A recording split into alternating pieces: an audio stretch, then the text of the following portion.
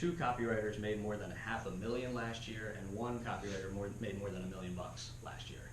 So from a pure money-making royalty side, not only is it an amazingly fun job that you're never going to stop learning, but it can be an amazingly wealthy job for you, for your family, everything like that as well. You're also going to learn the 3 most important skills you need as a copywriter. First one,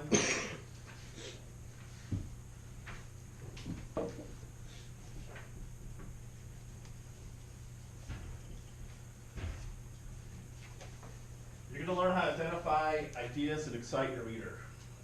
What's going to turn them on, what's going to turn them off.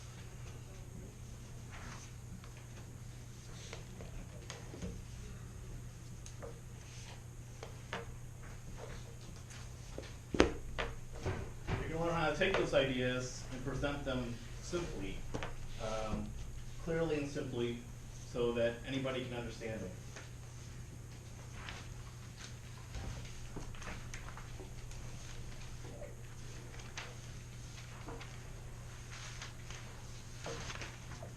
Third, you're going to learn how to prove your ideas beyond any reasonable doubt. We're talking beyond facts, statistics, and newspaper quotes. You're going to learn how to prove things so they're absolutely airtight in the prospect's mind. I should note, though, something important, that this camp is not going to be basic fundamental stuff. As you can already see, we're really talking about advanced skills here. So if you feel like you don't have a good grasp of the fundamentals of direct response or writing copy, come see me after class, and I give you kind of a crash course of books and other materials you should go over, because the stuff's going to be real high level. And this is stuff you're not going to find in any other course or book or anything like that. So advanced stuff. So that's it. There's going to be 3 things that you're going to need to succeed. I know we've all talked about this because if I've been involved in bringing you guys on board, you've probably heard me say it 18 times, but I want to go over those 3 right now. The first thing that you're going to need to succeed as a copywriter ever is going to be insane curiosity. I don't know of a copywriter that's ever succeeded that doesn't believe in curiosity. So the ability to say, hey, I'm not just going to believe what I see on the mainstream news and then just go about my day. I'm going to be inquisitive about what I see. Are they telling me the truth? Are they not telling me the truth? What happens when I start to research this? What happens when I start to research that? Insane curiosity is the #1 skill you're going to need to succeed over the next 9 weeks and then over the course of your career. The second is work ethic. So if we could hold these things at 6 a.m., we probably would, but the building's not open. Because copywriters should be the ones who get in there the earliest and who leave the latest. Work ethic. You're going to need insane work ethic. I always say that I'm no smarter than anybody else, right? I'm not the smartest person. My wife beats me in Jeopardy more than I beat her, but I'll outwork anybody. So that's if I have a skill set that is unique to me, I'll just outwork everybody. I'm not smarter than anybody, I'll outwork anybody. So that's what you guys are gonna have to do as well, just outwork everybody. And that's gonna come to reading a ton, writing a ton, being totally curious. So again, #1 is curiosity, #2 is work ethic, and #3 is a very interesting one that we're gonna talk about in a second, but let me just set the stage, which is the ability to fail without feeling like a failure. So let's talk about that. Something that you guys are all going to go through in your copywriting career, and it typically comes out when you have your first promo go out, and typically that first promo is not going to work. So that means it's going to fail. You can't feel like a failure. So you have failed, don't feel like a failure. Get back up on it, go back up at it, try your next idea. The best copywriters out there, probably in our industry, the best copywriters out there probably only succeed 40% of the time. So 60% of the time they're failing, but they're not feeling like a failure. They're getting right back up at it. So you will feel like a failure at some point when your promo that you convince yourself is the best idea ever, and you show it to 10 people and they say, yeah, I really like that idea. You're going to think it's going to be the world's most blockbuster idea. And chances are it's going to go out there, it's going to fail. You have to be able to overcome that feeling like a failure and get back up at it and say, what did I learn from that? What can I take away from that? Could I work with legal a little bit better next time? Do I need to talk to more people about my idea? And then get right back up at it. So just to cover those again, #1, insane curiosity. #2, work ethic. And #3, the ability to fail without feeling like a failure.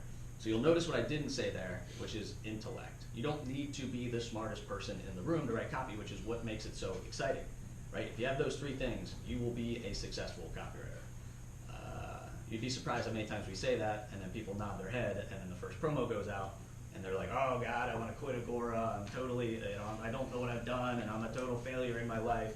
So you're going to feel that way. You have to figure out a way to overcome it. We can't help you with that, right? We're going to give you all the tools to try to do that, but that first time that it goes out and fails, you're going to have to overcome that yourselves. 3 mindsets that I'm pretty sure will guarantee that you'll fail as a copywriter. Number 1 are people I'd call the know-nothings. These are the people that I would call info product junkies. Their mindset is, if I only read that next copywriting book, or if I only get the next copywriting course, there's a lot of them out there. And they're never going to succeed because they're never going to take the emotional risk of actually having their knowledge challenged by the marketplace. That's number 1. Number 2, I'd say, are the know-it-alls. The people, they're hopefully not in this room, but they're the people that feel like, I just know it. I'm just going to go out there and write copy without doing any research or taking any training. Pretty sure none of them are in this room. If they are, they should ring the bell. And I'd say number 3, another real dangerous mindset is kind of a get-rich-quick mentality. People that just think like they want money right away, like next month or next week. That's really hard to do. As Joe said, like, you can make a lot of money in this business. Like, one copywriter is going to make $1 million this year, but that takes, you're not going to necessarily make that your first 3 months, 6 months, or even a year. So, I mean, you should be still driven by making money. You need to have kind of a realistic view of how long it's going to take you to get successful. A couple ideas to like reprogram your beliefs to avoid any of those kind of bad mindsets would be to have an action value creator mindset. Be a doer. Don't just be a student, perpetual student. Number 2, shoot for 1% improvements every day. No one's going to grasp everything in 1 session of copy camp or 1 week of copy camp or even the whole thing. If you could just do 1% every day and get 1% better, the law of compounding, if you just do the math on that, will be pretty incredible. Meaning, like a year from now, what you'll know it'll be shocking to you. Number 3, set goals for yourself. Maybe even share them with other people. Number 4 is adopt a posture of what I call humble arrogance, which seems kind of a contradiction, but what I mean by humble arrogance is the idea that we can't control the market. We can't control our prospects. We can't control what our readers like or don't like. They ultimately decide. So we have to be humble in that regard, and that we can't ever assume that we know more than our customers know as far as what they want about themselves.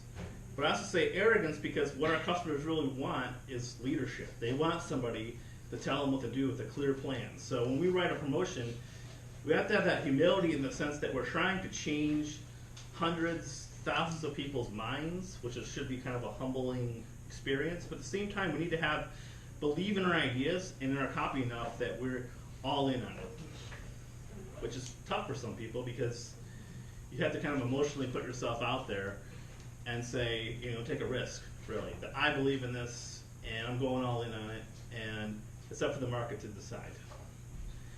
The last couple ones would be become long-term greedy, which means that you should still be driven by success, but maybe kind of have a little bit longer time frames for yourself.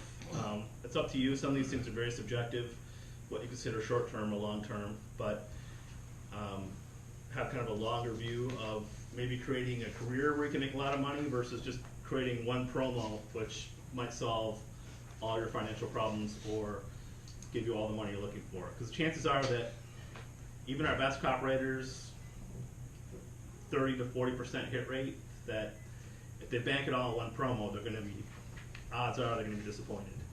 So try to build a career, not just one promotion. Then, but on the other hand, in order to build a career, every promotion should really be your best work. And lastly, become aware of the dip. I don't know how many of you guys have read Seth Godin's book, The Dip. It's a good book to read. But I'm going to give you my quickie version of it right now. the way the dip works, this applies to this camp, and the promotion you're going to write as part of this camp. This applies to your career. This really applies to just about everything in life. If you're going to start out getting very, very excited until reality starts setting in,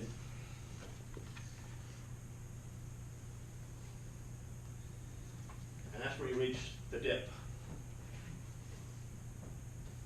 What happens here, this is critical. Well, first of all, everybody goes in the dip.